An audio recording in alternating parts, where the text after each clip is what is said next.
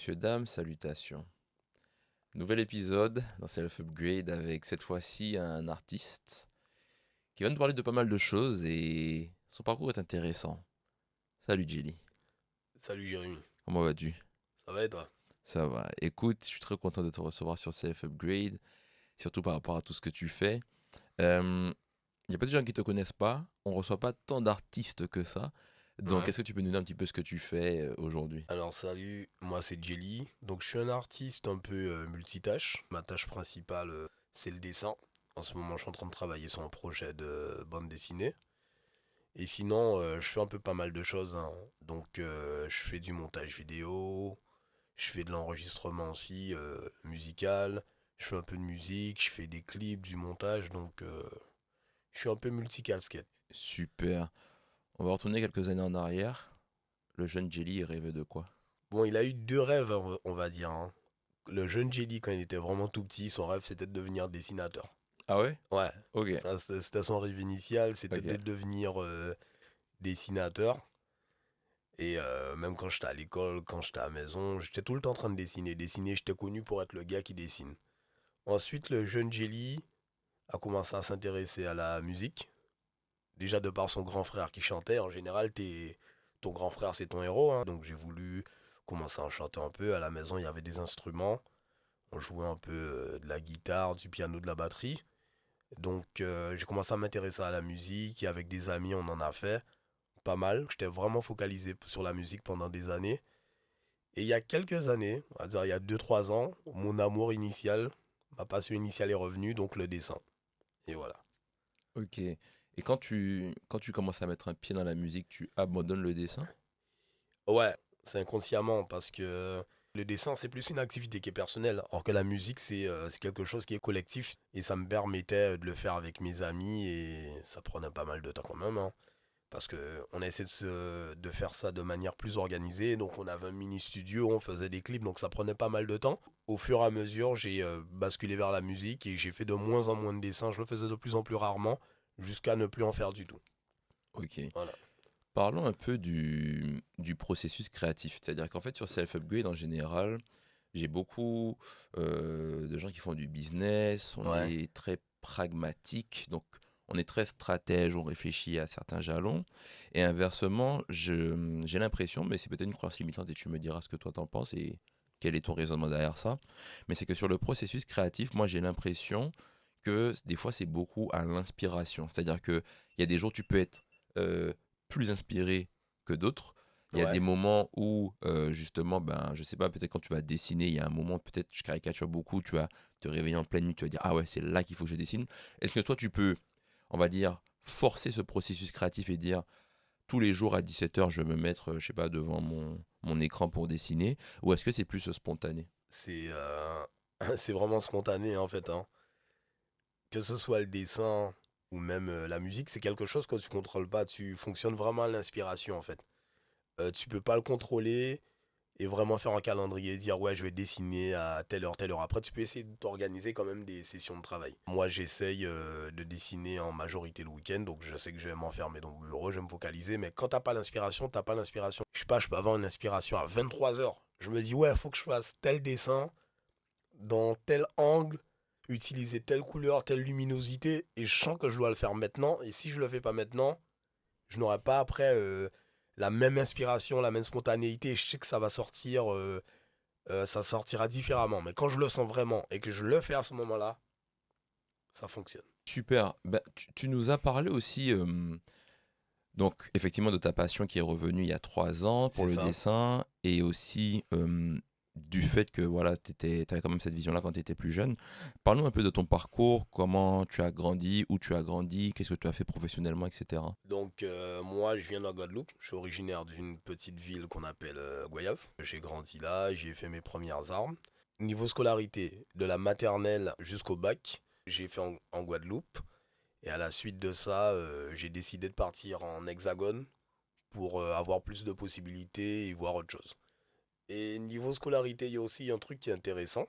Au début, j'ai été au lycée de Petit-Bourg, un lycée des droits de l'homme qui est très connu en Guadeloupe et j'étais en art appliqué. Mais malheureusement, je n'ai pas été assez assidu pour le lycée et tout. Donc ils ne m'ont pas gardé. Et arrivé à la fin de l'année, la conseillère d'orientation m'a dit, mais qu'est-ce que vous voulez faire? Je lui ai dit, la seule chose que j'aime faire, moi, c'est le dessin. Donc moi, je veux dessiner. Et elle m'a dit, ok, il y a un lycée qui fait du dessin.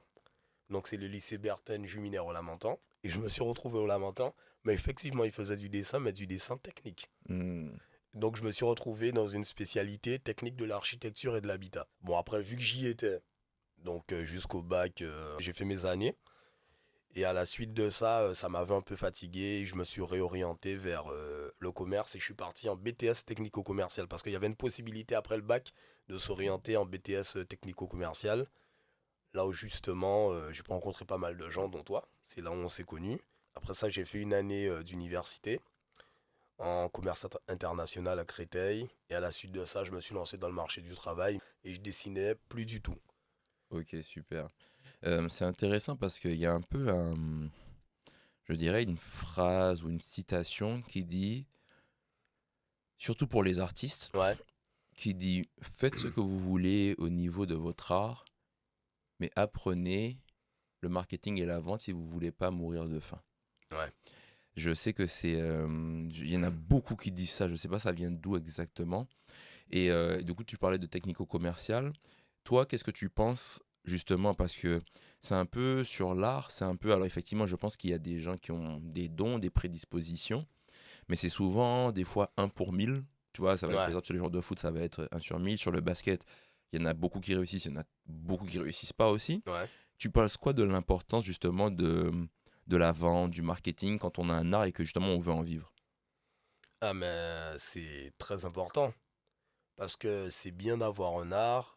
Tu peux être le meilleur chanteur, le meilleur dessinateur, tout ce que tu veux. Mais s'il n'y a que toi et tes amis qui sont au courant Hmm. et que tu veux en faire quelque chose de ta vie, que tu veux en vivre, c'est compliqué. Donc là, tu es obligé d'avoir du marketing. Je te donne un exemple. Je sais pas si on a connu Michael Jackson. C'est qu'il y a eu un marketing autour de Michael Jackson qui a fait que jusque dans des pays éloignés, les gens ils ont entendu parler de Michael Jackson. Donc c'est bien, l'art c'est bien, le talent c'est bien, mais le marketing c'est presque plus important parce qu'il y a des gens qui sont pas vraiment doués dans telle ou telle chose, mais qui ont réussi à bien se vendre grâce à un bon marketing.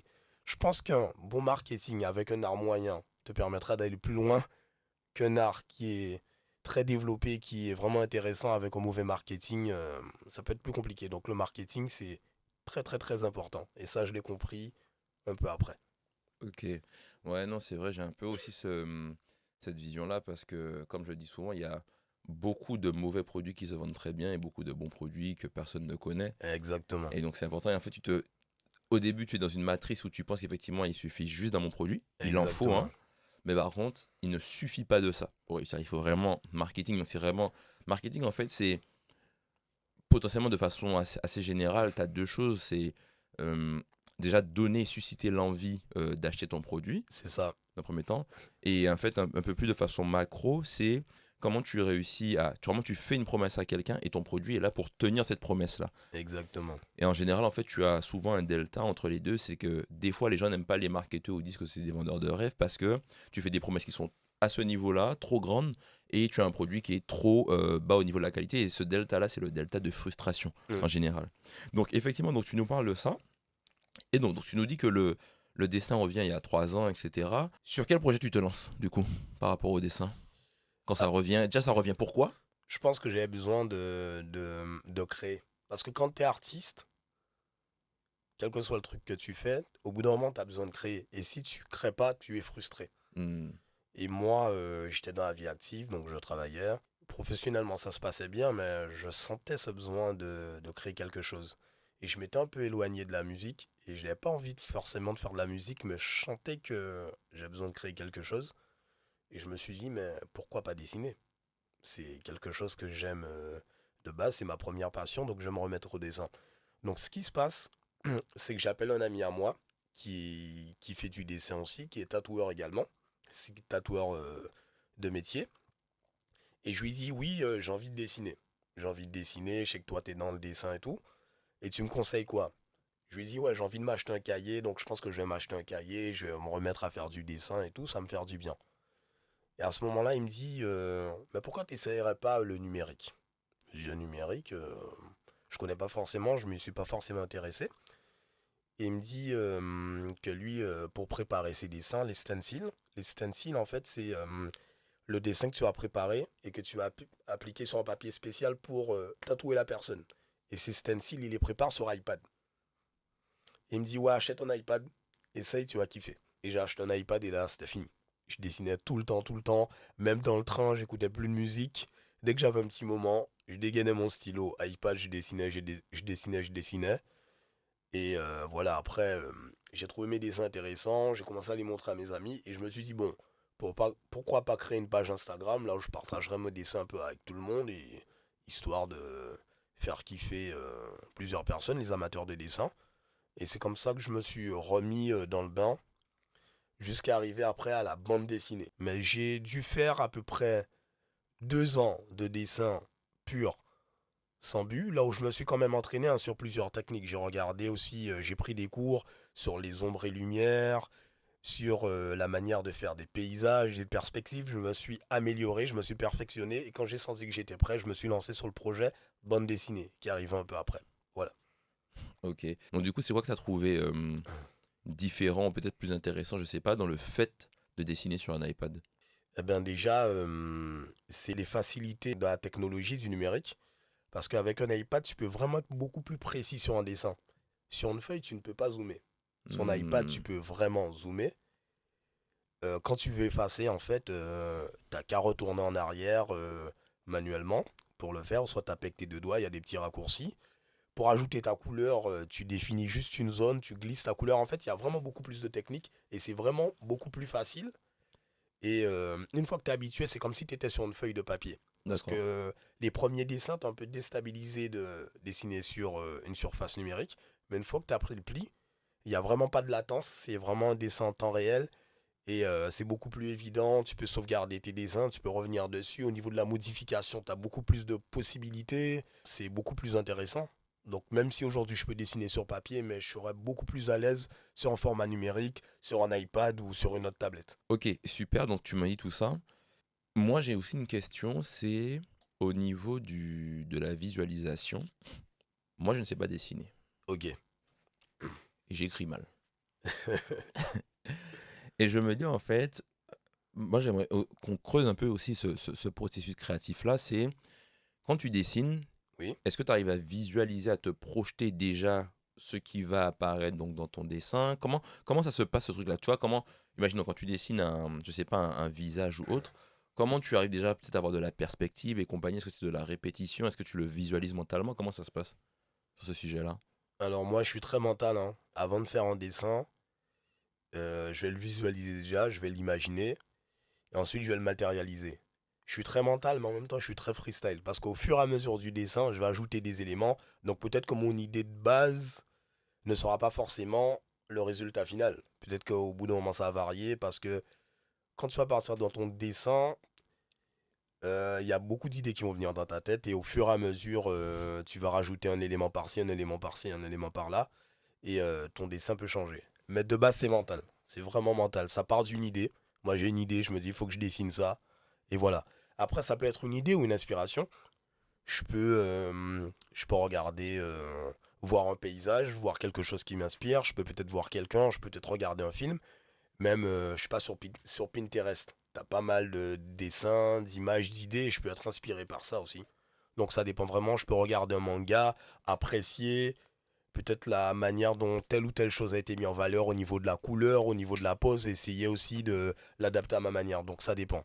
Mais de base, c'est vraiment mental. Tout part vraiment d'une idée, et tu essaies de matérialiser ton idée. Et ce qui est intéressant, c'est vraiment de voir ce que tu avais dans la tête être mis après sur support et apparaître vraiment. Et vraiment, je pense que tous les dessinateurs, ils ont cette satisfaction-là. C'est vraiment quand tu as fini ton dessin, tu le regardes, mais tu vas le regarder au moins 10 fois.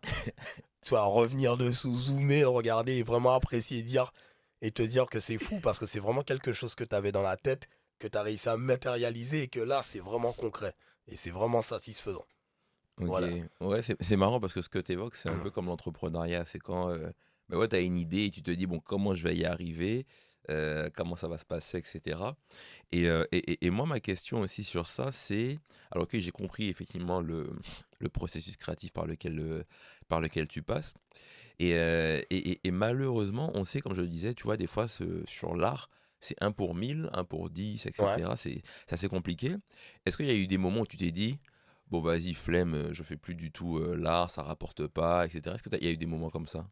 Non, il n'y a pas eu de moment comme ça parce que quand j'ai repris le dessin, je voulais pas en vivre en fait. J'avais déjà une activité à côté. En fait, j'ai vraiment une envie de créativité, de créer quelque chose. Donc en fait, à chaque dessin, j'étais satisfait. Après, effectivement, quand tu partages un dessin sur les réseaux et autres, tu as plus ou moins de retours. Mais je n'avais pas cette mentalité-là de me dire que, je sais pas, j'ai passé peut-être 10 heures sur le dessin et j'ai 2 likes. J'étais vraiment pas prisonnier des likes. Je le partage avec plaisir, mais le premier satisfait de ça, c'est moi-même. Donc après, effectivement, si ça peut apporter des contacts, si ça ramène des opportunités, c'est tout bénef. Mais avant tout, c'est vraiment une satisfaction personnelle et c'est vraiment un besoin que j'ai besoin de combler, ce besoin de créer quelque chose. Donc j'étais vraiment dans ça. Donc au aucun moment j'ai eu une baisse de motivation. Mais après, je peux avoir des baisses d'inspiration. Je peux avoir des périodes où je dessine tous les jours. Tous les jours, je vais faire des nouveaux dessins, j'aurai des nouvelles inspirations. Et des périodes, peut-être 2 semaines où je dessine pas du tout parce que je n'ai pas d'inspiration. Mais ce n'est pas un dégoût, c'est vraiment un manque d'inspiration. Et moi, je veux pas forcer l'inspiration. Je veux vraiment essayer de produire quand je le sens et pas forcer. Voilà. Et tu l'expliques par quoi le manque d'inspiration? Et deuxième question en même temps pour que tu y répondes, Oui. comment tu arrives à retrouver l'inspiration? En fait, quand tu dessines ou autre, quand tu chantes et tout, pour avoir l'inspiration, je pense que tu as besoin de vivre des choses, tu as besoin de voir des choses et tu as besoin de sources extérieures. Pour avoir l'inspiration, en fait, surtout quand j'ai commencé, je me rappelle, j'étais vraiment à fond dans le dessin. Sur Instagram, je suivais vraiment beaucoup de comptes de tel ou tel artiste et j'étais vraiment en mode étudiant. J'étudiais vraiment les techniques. Comment il a dessiné ce personnage, comment il a réussi à mettre cette perspective, comment il a réussi à mettre la lumière. Moi, j'étais vraiment focalisé sur la lumière et j'étais vraiment à fond sur ça. Et j'ai vraiment pris des cours parce que j'appréciais vraiment les images brillantes, belles, qui flashent en fait dès le premier coup d'œil. Et c'est vraiment ça. Donc au début, je me suis beaucoup inspiré de ça. Donc j'ai beaucoup regardé différents comptes, je regardais plein de contenus, même sur Pinterest. Et j'avais une autre vision. Même quand je regardais des dessins animés, je le regardais pas en mode je regardais un dessin animé. Je regardais vraiment les techniques, comment c'était dessiné et tout. Donc l'inspiration venait de là. Et plus je regardais, plus j'étais inspiré. Parce que je me posais des questions. Mais comment il a réussi à faire ça? Comment il a réussi à faire ça? Et je prenais des cours, je me renseignais, j'appelais même des potes à moi, surtout mon pote en l'occurrence qui est dans le tatouage, qui est dans le dessin, pour lui dire ouais, je t'envoie ce dessin-là, regarde-le, qu'est-ce que t'en penses de cette ou de cette technique-là. Donc c'est vraiment provenu de sources extérieures. Et en fait, à force de prendre, j'avais l'inspiration au maximum. Et je pense qu'après, à force d'avoir regardé tel ou tel compte, d'avoir fait des choses, c'est une activité que je faisais. Moi, j'étais moins en mode recherche. Et j'essayais vraiment de faire des choses par moi-même, avec ma propre inspiration. Ça fonctionnait un moment, et après ça se calmait. Mais je pense que tu as besoin de voir des choses, tu as besoin de vivre des choses, tu as besoin d'étudier des choses pour avoir l'inspiration. Et je pense que si tu es dans une période de calme plat, ou soit si tu es pris, en l'occurrence par moi, dans ta vie professionnelle, tu peux moins te focaliser sur le dessin, et c'est vraiment à ce moment-là que tu as moins d'inspiration, parce que tu as besoin d'avoir l'esprit libre pour pouvoir créer. Mais si ton esprit il est trop occupé par des problèmes ou autres de la vie, à ce moment-là, ton inspiration, elle peut être bloquée ou au contraire se développer. Hein. Ça dépend des autres parce qu'il y a certains, c'est dans des périodes vraiment difficiles qui vont réussir à créer, donc ça dépend. Mais moi, j'ai besoin d'avoir l'esprit libre pour pouvoir dessiner, être bien. Ok. Parce que c'est vrai que j'entends. Nous, j'ai beaucoup cette discussion-là sur l'entrepreneuriat. C'est que les gens nous disent souvent qu'il faut réussir je mets des guillemets, à se forcer à ne rien faire pour que ça suscite des choses, de la créativité. Ouais, Et on t'explique que c'est pour ça que souvent, moi ça continue de m'arriver, je pense comme beaucoup de personnes, c'est que sous la douche, comme en fait tu peux rien faire à part te doucher, ben en fait tu as plein d'idées, plein de trucs, des noms de incroyable. trucs, tu te dis, ah ouais, on fait ça. Et en fait, des fois, il faut, comme tu dis, je pense, laisser ton esprit un peu libre pour que ça crée des choses, tu vois. Exactement, laisser ton esprit un peu libre. Et sous la douche, un bon exemple parce que sous la douche, c'est un moment de calme. Hmm. En général, tu vas prendre ta douche le matin, tu seras tout seul ou autre. Et c'est là où tu vas prendre le temps de réfléchir à des choses. Aussi, moi, j'aime bien marcher. Ok. quand je marche, je sais pas, je fais une petite balade, seul, je remarque que j'ai beaucoup d'inspiration.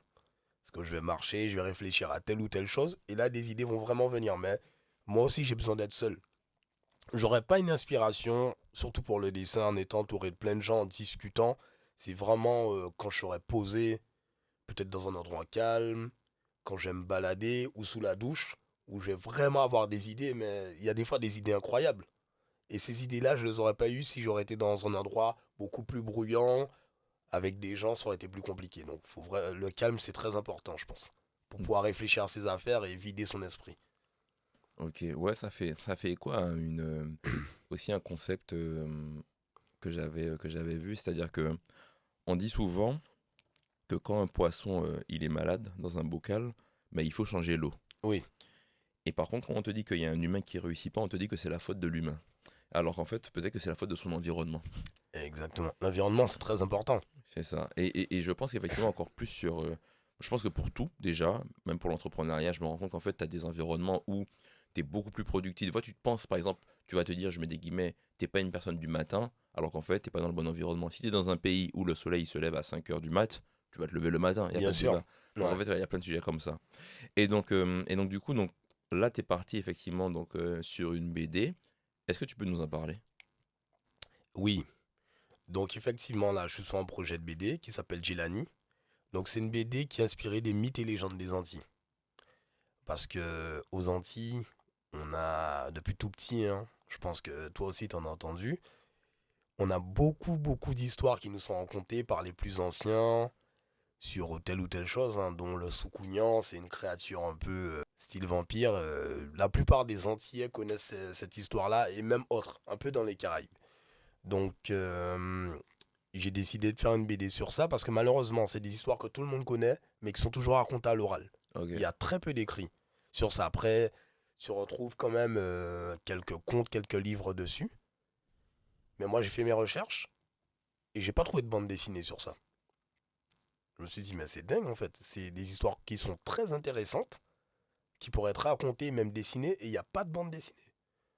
Et c'est là où je me suis dit, bon, faudrait que je crée quelque chose. Tout est parti d'une discussion avec un ami à moi, ce fameux ami tatoueur, qui m'a incité justement à prendre l'iPad pour dessiner.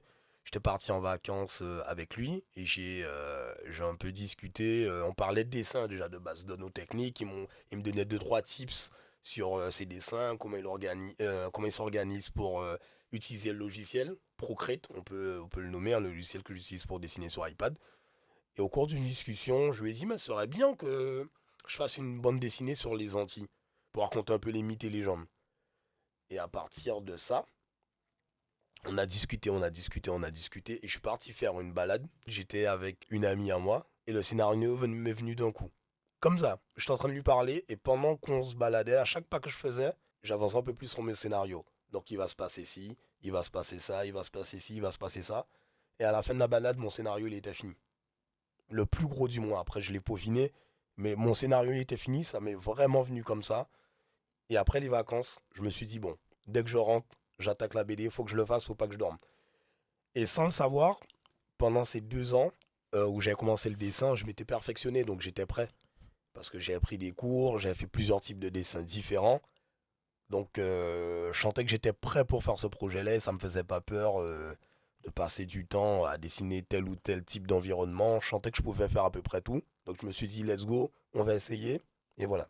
Ok, ok. Et donc, parce que toi, effectivement, toi, tu viens de la Guadeloupe, moi, je viens de la Martinique, Ouais. deux îles sœurs. C'est quoi la place des mythes et légendes aux Antilles? Parce qu'on a tous les deux grandi chacun de notre côté là-bas. C'est quoi la place des contes et légendes? Moi, j'ai mon avis, mais c'est quoi ton avis? Je pense que c'est une place importante quand même. Parce qu'aux Antilles, on est très superstitieux. Ah, voilà. Très, très, très superstitieux. Et Ça va jusqu'où, par exemple, en termes de comportement sur la superstition? ça peut aller loin. Je peux te donner un exemple. Vas-y. Je pense que c'est valable aussi pour la Martinique. Mais tu vois, quand t'es enfant, si t'es assis, je sais pas, t'es en position assise et qu'un ami à toi passe ou quelqu'un passe au-dessus de tes jambes, on dit que si la personne repasse pas au-dessus de tes jambes, tu vas rester petit. Tu vas pas grandir. Et il y a des gens qui y croient dur comme fer. Et moi, j'avais un ami à moi quand j'étais petit. Dès qu'il était assis à terre et tout, je m'amusais à passer au-dessus de ses jambes Ouais. et il pleurait tant que je repassais pas. Parce que dans sa tête, comme on avait ancré ça dans son esprit, que si je ne repassais pas Ouais. au-dessus de lui, il n'allait pas grandir, il Ouais. pleurait. Hmm. Et ça, c'est des choses auxquelles on croit dur comme fer. Après, il y a plein d'exemples, mais c'est le premier exemple qui me vient en tête. Hmm. Comme tu le sais, tous les mythes et légendes des Antilles, que ce soit Guadeloupe, Martinique, Guyane, Haïti et autres, on les connaît tous. Tu vas parler avec n'importe quel Antillais ou gens de la Caraïbe et autres, et même en Afrique aussi, parce qu'il y a des croyances qui sont similaires, qui je pense qui ont été importées depuis l'Afrique. Et tout le monde les connaît. Donc si tout le monde les connaît, du petit de 7 ans à la personne de 77 ans, c'est-à-dire que c'est une place importante. Hmm. Ouais. Ouais, non, moi je pense que, en fait, je pense que la culture et la superstition aux Antilles, dans d'autres, aussi dans des pays d'Afrique, hein, beaucoup, j'en ai Ouais. vu aussi, mais je pense même ailleurs, hein, pas en Asie, dans plein d'éléments. Mais tu vois, nous, nos îles ont des gros passés, des grosses histoires. Et effectivement, en fait, la superstition, elle prend une place, mais primordiale Ouais. dans l'écosystème. Je sais que, moi, je me souviens, par rapport à ce que tu dis, je sais que nous, au quartier, tu vois, on était peut-être, je sais pas, une vingtaine ou peut-être une trentaine d'enfants. Et je me souviens que les grands, on s'asseyait le soir, il faisait. En plus, il fait nuit assez tôt aux Ouais. Antilles, il y a les Exactement. grillons. Et en Exactement. fait, ce que les gens ne comprennent pas, c'est que quand tu es de l'extérieur et qu'on te raconte une histoire, bon, tu rigoles. Mais quand tu es au pays, qu'il fait noir, qu'il y a les grillons, qu'il y a des bruits, il y a des animaux qui passent et compagnie, et qu'on te raconte un conte, un mythe, et que c'est vrai, même c'est les parents des fois qui te racontent ça, ou même les anciens, les vieux qui te disent, ouais, quand j'étais petit, il y a eu un cheval, mais le cheval, il avait que trois pattes. Ouais. T'entendais? Exactement. Pacatac, Ouais. pacatac. Et on te dit que par exemple, si tu marches dans un chemin et que tu vois un cercueil, faut faire attention parce qu'en Ouais. fait, il y a une diablesse qui peut sortir, Exactement. etc. Et tous ces trucs-là, en fait, moi, je sais que, surtout quand t'es jeune et que t'entends tout ça, moi, je sais que ça nourrissait mon imaginaire. Et je sais que quand j'étais petit, le noir, par exemple, quand il fallait aller jeter la poubelle et que il faisait ultra noir, je me disais jamais je vais y aller, tu vois. Exactement. Exactement. Ouais, c'est ancré dans notre esprit, hein. Moi, je C'est me ça. rappelle avec mon frère qui a un an de plus que moi. On habitait dans un quartier, mais notre maison, elle était un peu sur une colline. Et le quartier, il était en bas. Donc, quand on allait voir nos amis, on descendait. Et le soir, on devait remonter à la maison. On devait passer par la colline, mais sauf qu'il n'y avait pas de lumière. Et mon frère, il s'amusait à faire quoi? Dès qu'on arrivait Non. à mi-chemin, il s'amusait à courir. Et moi, je courais de toutes mes forces pour rester à côté de lui parce que j'avais peur justement d'être enlevé par telle ou telle créature. Donc, ça veut dire que j'y croyais dur comme Mais de fer. C'était fou, mais bien vraiment sûr, ancré dans notre bien esprit. Et sûr. même dès qu'on racontait des histoires, ou soit Mm, qu'un ancien nous racontait une histoire, mm. on était tous coachés et on écoutait. C'est Et ça, c'est voilà, ça. on y croyait tous. C'est ça. Et après, bon, de toute façon, on va pas, sur le podcast, on va pas le dire, mais moi, je sais que. Alors, ça dépend, je ne sais pas comment ça se passe, si c'est des hallucinations ou pas. Mais moi, j'ai déjà vu des trucs très bizarres aux Antilles. Oui, moi aussi. Extrêmement Ouais, bizarres. bizarre. Tu vois? Très Et bizarre, ouais. après, je me dis, ah ouais, ça peut être chaud, tu vois. En fait, j'ai déjà vu des trucs bizarres, mais le truc, c'est que j'étais pas seul. Donc, Ah. si j'aurais vu des choses bizarres en étant seul, j'aurais dit, ok, c'est le fruit de mon imagination. Hmm. Mais il y a des choses qui sont déjà arrivées en groupe. Ah ouais. Ouais. Tu peux nous citer un truc ou c'est trop confidentiel? Non, c'est pas confidentiel. Un exemple qui me vient en tête, on avait un ami à nous qui habitait un peu à l'extérieur du quartier. Et pour aller chez lui, fallait passer dans un chemin au milieu d'une forêt. Pas de lampadaire, rien du tout. Et sa maison était vraiment au bout du chemin. Ouais. Et je me rappelle une fois, le soir, je sais pas ce qu'on allait faire, mais on allait chez lui. On était à trois. Pendant qu'on se baladait, on a senti une présence derrière nous. Et les trois peuvent te raconter la même histoire. Donc on a senti une présence derrière nous. Et on a vu quelqu'un qui est en train de marcher derrière nous. Mais la personne, elle était beaucoup plus loin, hein. Elle était peut-être à 100 mètres. Donc nous, on continue à marcher, on continue nos discussions. Et je sais pas pourquoi on a eu la même impression. On a ressenti les présences un peu plus fortes. On s'est retourné. Et entre le temps, on se retourne et la position initiale de la personne, il a dû se passer peut-être 5 secondes. On s'est retourné. La personne était peut-être à 50 mètres. Non. C'est bizarre. Non. Le gars, il était à 100 mètres, on l'a pas entendu courir. À 50 mètres, mais on le voyait pas bien. Ouais. Après, c'est un peu flou. Je me rappelle plus s'il avait une capuche ou pas, mais en tout cas, on voyait pas bien la personne. Mais la personne s'était beaucoup trop rapprochée. On s'est dit que c'était pas possible et surtout, la personne avançait vraiment sans un bruit. Ouais. Donc, on s'est regardé, on s'est dit, ouais, c'est bizarre. On a continué à marcher. On s'est retourné, la personne était encore plus proche. En fait, quand on la regardait, elle marchait à allure normale. Ouais. Elle était encore plus proche. Et le même manège, on continue à avancer, on se retourne. La personne était vraiment proche. Et là, on a tous eu la même réaction. On a eu peur. On a vraiment eu peur. Et on a couru, on a couru, on a couru, on a couru. Et on Il s'est était enfui. encore plus proche. Ouais, il était plus proche. Mais après, on est arrivé proche de la maison. On est rentré Ouais. chez la maison de mon pote. Ok, Et voilà, c'est vraiment un exemple qui me vient en tête. Mais ok. c'est vraiment ces déplacements Hmm. presque instantanés. C'était vraiment étonnant. Et surtout, on voyait pas la personne et même sa manière de se déplacer. C'était un peu bizarre. Hmm. Après, peut-être que c'était autre chose. Hein, mais nous, déjà nourris de toutes les superstitions, Bien on s'est sûr. dit ouais que c'est un truc bizarre, une créature ou autre. Après on n'a Ouais. pas pu mettre de nom dessus, mais c'était vraiment bizarre. Ouais, non, non, trop marrant. Moi, Voilà. je te donne mon anecdote et après, on passe sur, effectivement, donc un peu, sans nous spoiler l'histoire de ta Ouais. BD. Mais effectivement, moi, je sais, et même chose, on était à trois, donc avec mes deux cousins, on avait un peu des chats sauvages dans le quartier. Donc, ma mère nous Ok. dit, bon, voilà, faut un peu les éloigner du quartier. Donc, on les prend dans un carton et on les dépose beaucoup plus loin. Genre, on marche au moins un peu plus d'1 kilomètre. Ok. Et on les dépose dans un endroit où on sait que, parce que aux Antilles, les chats ou les animaux peuvent survivre dans la nature et Oui. compagnie. Donc, on les dépose. Et il y a un seul chemin pour y aller, hein. Ok. On reprend le chemin pour retourner chez moi. Quand on arrive à côté de chez moi, les trois chats sont alignés devant nous. Ah ouais. Il y a un seul chemin pour y aller. Ce jour-là, je me souviens, c'est ce jour-là où je me suis dit, c'est bizarre. Et il y a beaucoup la Ah, c'est chaud. superstition aux Antilles qu'il y a des gens potentiellement qui peuvent se transformer. Ouais, Tu qui se vois. transforment en animaux, C'est ça. qu'on appelle plus communément les mots froisés, Voilà, tu juste pour vois. info. Donc, je me dis, waouh. Et je suis là, je me dis, waouh, ça commence à me faire super peur. Et en fait, c'est ça que les gens comprennent pas. Et je pense que c'est tout ça que tu as justement retranscrit dans la BD. C'est qu'en fait, encore une fois, par exemple, il y a des choses qu'on fait ici, en Hexagone, où, je sais pas, tu vois, moi, des fois, je fais des footings la nuit à Oui, 100%, oui, je m'en fous, j'ai ma petite lampe et oui. tout. Mais il y a des trucs que je ferais pas au pays, Non, mais tu aux vois. Antilles, déjà l'ambiance elle est un peu spéciale. Ouais. Elle est un peu spéciale. Et comme tu as tellement été nourri de toutes ces histoires Mm. que quand tu vas passer à certains endroits, tu vas ressentir une atmosphère plus ou moins pesante. Ouais, il y a un truc. Ouais, Il y a un truc. ouais, Mais tu ouais. vois, bah, les dernières vacances que j'ai faites, j'ai publié un peu en story, etc. Par contre, j'ai fait que des trucs challengeants. J'ai fait par exemple la montagne Pelée, Ok. donc qui est un point avec beaucoup d'énergie et compagnie. Je l'ai fait la nuit. Tout le monde m'a dit, parce que les Antillais là-bas m'ont dit, mais tu es fou. Tu Ouais, vas à la montagne j'imagine. Pelée la nuit alors qu'il y a Ouais. des sorciers qui y vont, machin. J'ai fait la mangrove la nuit. Ah ouais. Ouais, on a dormi en bivouac aussi sur la plage, etc. Et ça a fait que, tu vois, maintenant, je suis un peu plus détaché de tout ça et Ouais. j'arrive à quand même à prendre mes dispositions. Mais, tu vois, je reste quand même... voilà, il y a une partie de moi, comme j'ai grandi dans ça, qui me dit, voilà, il y a peut-être des choses auxquelles il faut faire attention, Oui, tu vois. Donc, voilà. Donc, c'est normal. ouais. Donc, toi, du coup, sans nous spoiler, dans Jelani, donc, c'est quoi ton but, justement, avec cette BD-là? Alors, mon but premier avec cette BD, c'est vraiment de raconter au plus grand nombre les mythes et légendes des Antilles.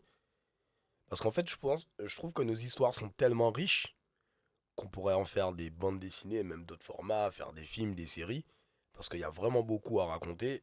Et je me suis dit que c'était dommage vraiment que ça reste déjà qu'à l'oral et que ce soit que retransmis aux gens de la Caraïbe ou aux Antilles, alors que c'est tellement riche que ce serait bien de le partager au plus grand nombre. Donc c'est vraiment de partager ça, un peu comme a fait, si on prend l'exemple de Akira Toriyama, donc Dragon Ball Z du Japon, l'histoire de Sangoku, c'est tiré d'une légende, l'une des légendes la plus connue au Japon, le roi singe. D'accord.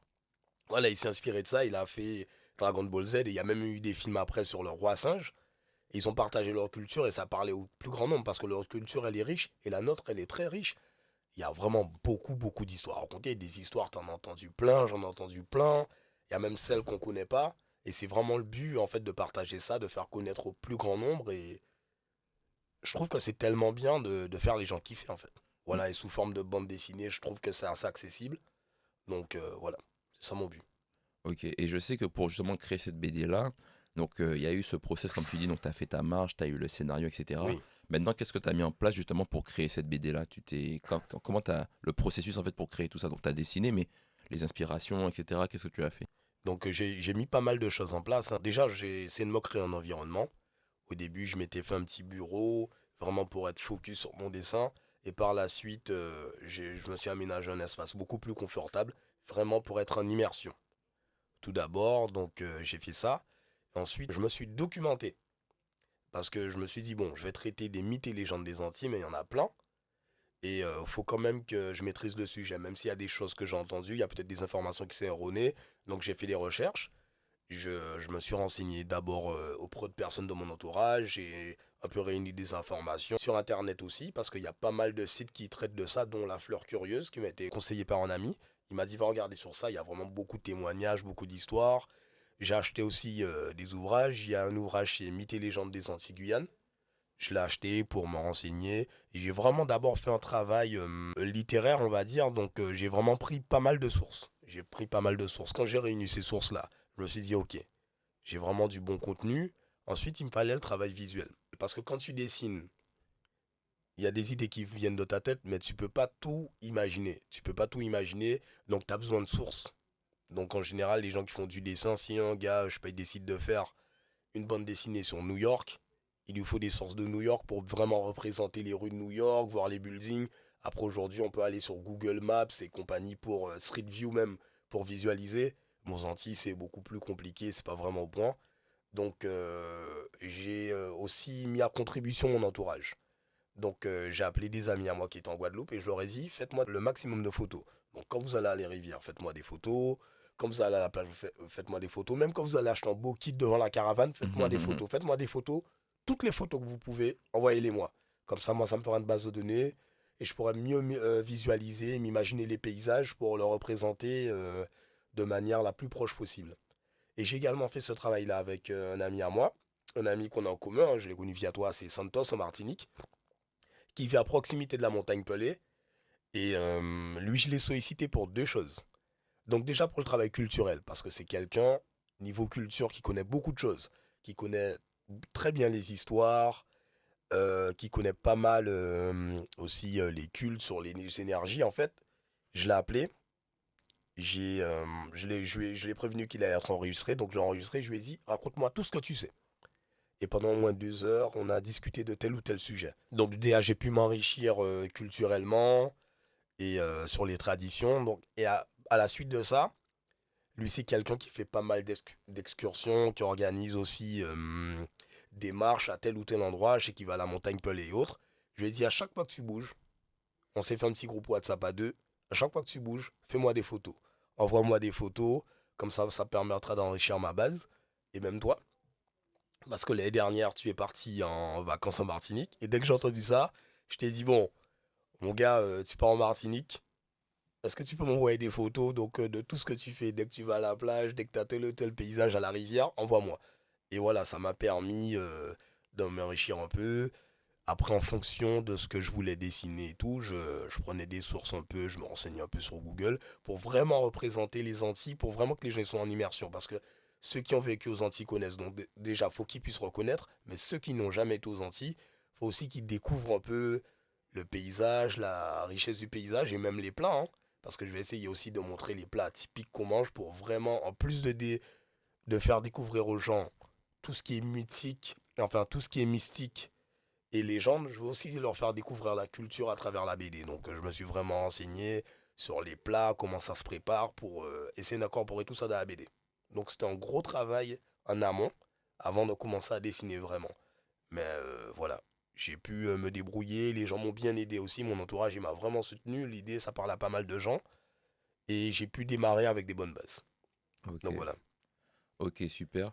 Et si tu devais nous faire la quatrième de couverture de Jelani, tu nous dirais quoi? Pour susciter l'intérêt de lire cette BD. Ça traite Ah, de quoi? C'est quel mythe? C'est quoi l'histoire? Sans tout nous dire. ok. Alors, Jelani.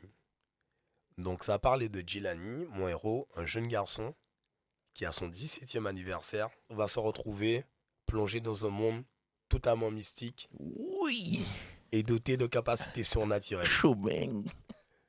Donc, sans trop vous spoiler, il va découvrir en fait qu'il est issu d'une lignée spéciale qui a la capacité de voir des choses que les autres ne voient pas. Sérieux. Voilà, exactement.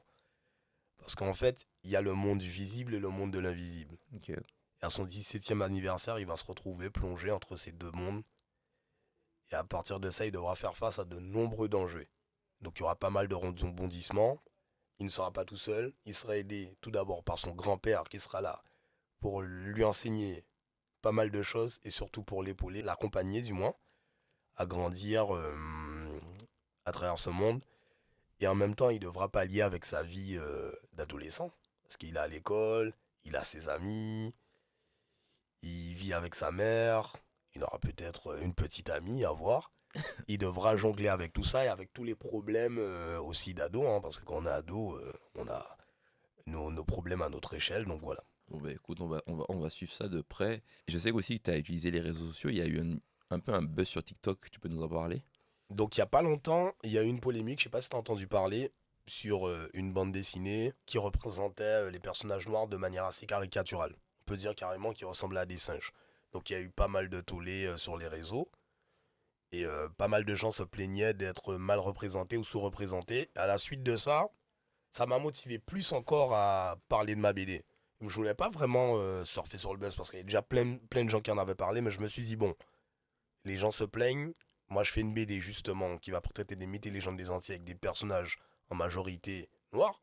Et je me suis dit, c'est le moment d'en parler. Vous voulez quelque chose de représentatif qui est bien, eh ben, je vais vous présenter ma BD. À la suite de ça, j'ai fait ma vidéo, là où j'ai parlé vite fait de la polémique. J'ai dit qu'il y a eu ça et que ça m'a motivé à sortir ma BD et j'ai fait la présentation de ma BD.